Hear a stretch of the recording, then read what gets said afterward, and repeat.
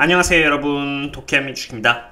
찰리 멍거가 이끌었던 회사인 데일리저널코프가 알리바바의 지분을 50%나 줄였다는 공시가 나왔는데요. 이번 영상에서는 이것이 무엇을 의미하는지, 그리고 어떠한 이유에서 찰리 멍거가 줄였는지에 대해서 한번 알아보는 시간을 가져볼 것이고요. 방금 소비자 물가지수인 CPI가 발표되었는데 이 부분에 대해서도 알아보도록 하겠습니다. 그럼 시작하겠습니다. 그리고 이렇게 좋아요를 눌러주시면은 제가 꾸준히 채널을 유지하고 분석하는데 큰 도움이 되니 많은 도움 부탁드립니다.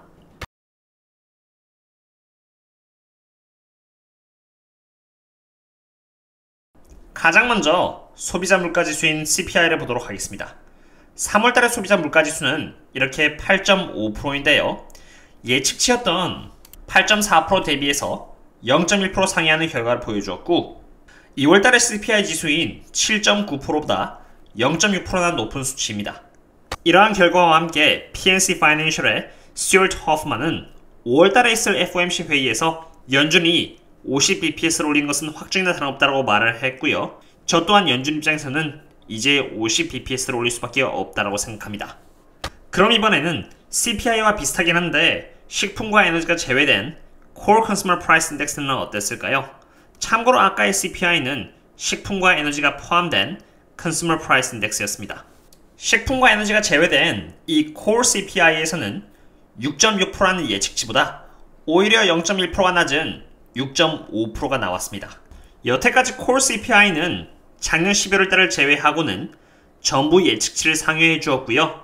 지난달인 2월달에는 0.5%나 상회할 정도로 매우 큰 상승률을 보여주었는데, 이번엔 처음으로 Core CPI에서 예측치보다 0.1% 아래인 6.5%가 발표된 것이죠.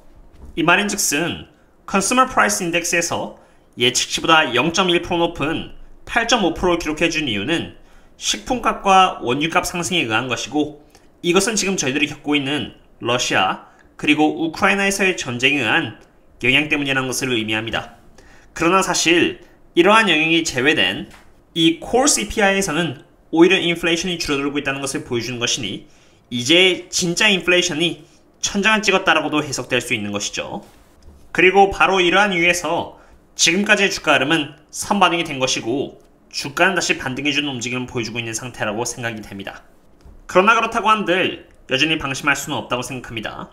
Consumer Price Index가 8.5%라는 것은 여전히 굉장히 높은 인플레이션 수치이고, 이것에 대해 연준은 반드시 매번 스피치에서 매파적인 발언과 함께 금리를 빠르게 올려나갈 것이기 때문입니다. 시장이라는 것은 항상 대중들의 예상 밖의 움직임을 보이는 것이고요.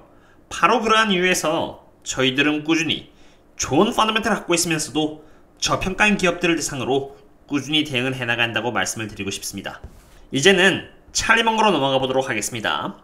찰리 멍거가 이끌고 있었던 이 데일리저널코프는 이번에 알리바바의 지분을 50% 정도 줄였습니다.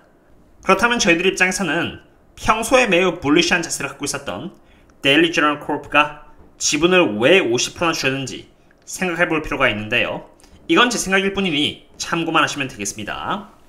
첫 번째는 미국의 알리바바 주식을 홍콩에 상장되어 있는 알리바바로 전환했는가라는 티어리입니다. 제가 생각했을 때 이것은 좀 실현하기가 힘든 시나리오지 않을까 생각되는데요. 만약 찰리 멍거가 전환을 하고 싶었다면 전부 다 했겠지 굳이 50%만 남겨두고 50%를 전환했을까라는 것입니다. 홍콩 주식으로 전환했다면 굳이 50%를 매도했다는 것을 SEC에 보고를 할 필요도 없었을 것입니다. 그러므로 첫 번째 시나리오는 조금 unlikely하다라고 볼 수 있겠고요. 두 번째는 찰리의 데일리저널코프가 마진콜을 당했다는 것인데요. 여기 마켓러블 스큐리티를 보시면은 395밀리언 달러인 반면 여기 밑에 부분에 Investment Margin Account Borrowings는 단 69밀리언 달러밖에 되지 않습니다. 바로 이러한 이유에서 마진콜을 당한 이유는 크게 없다고 생각합니다. 찰리 멍거가 갖고 있는 알리바바의 베이스 프라이스는 140달러에서 150달러대라고 감안을 했고, 이러한 알리바바가 0달러가 된다고 해도 마진콜을 당하지 않을 금액 차이입니다. 세 번째 시나리오는 Tax Law Harvesting입니다. 과거 알리바바에 투자를 했던 모나시 파브라이는 알리바바를 매도로 했고, 나중에 인터뷰에 나와서 매도를 했던 이유가 미래에 내야 하는 세금을 줄이기 위해서 알리바바를 전부 매도하고 알리바바 대신에 조금 더 좋은 비즈니스 모델과 저평가인 동시에 좋은 미래 전망을 갖고 있었던 탄센트에 투자했다라고 답변을 했습니다. 데일리저널 콜 또한 이러한 이유로 알리바바를 매도했는지는 알 수 없습니다만 가능한 시나리오 중 하나라고 생각됩니다. 네 번째 시나리오는 찰리 먼거의 스토리, 즉 기업에 대한 밸류에이션과 전망이 바뀌었다라는 가능성입니다. 이것이야말로 제일 안 좋은 시나리오가 될 수 있겠는데요.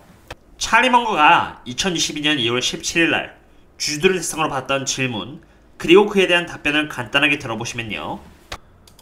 We got more strength per dollar invested in China. The companies we invest in are stronger relative to their competition and priced lower. That's why we're in China. 쉽게 말해 찰리 먼거는 중국이 저평가되어 있으며 자신이 투자하는 1달러의 가치가 중국에 투자했을 때 더 큰 가치를 보여준다고 말한 것입니다. 최근 이렇게 말을 했기 때문에 찰리 먼거 스스로가 생각하는 알리바바의 스토리는 여전히 유효하다고 생각이 됩니다. 그리고 마지막 시나리오는 제가 생각했을 때 가장 가능성이 높은 시나리오가 생각되는데요. 아시다시피 찰리 먼거는 98세가 되어 데일리저널로부터 은퇴를 했으며 이것은 데일리저널의 운영 반향에 있어서 큰 변화를 주었을 가능성이 매우 크다고 생각합니다. 찰리 먼거 혼자서 운영하는 것이 아니기 때문이죠. 투자가 되어 있는 알리바바의 절반을 팔음으로써 리스크 매니지먼트를 하고 더 기회가 많은 기업에 투자를 할 수 있도록 분산을 했을 수 있는 가능성이 크다고 생각합니다. 물론 진짜 이유는 경영진만이 알겠죠. 오늘은 이렇게 인플레이션 수치가 발표된 뒤 주가가 오른 이유와 찰리 먼거가 알리바바를 팔았던 이유에 대해서 알아보았습니다.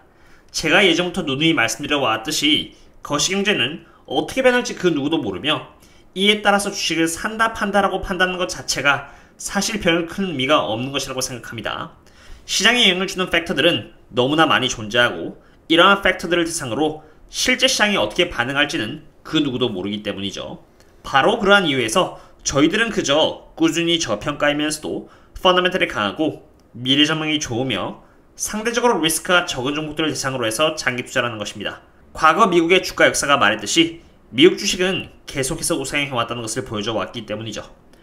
오늘의 분석은 여기까지 하도록 하고요. 그럼 다음에 또 다른 기업 분석과 함께 찾아뵙도록 하겠습니다. 그럼 다음에 또 만나요. See you later.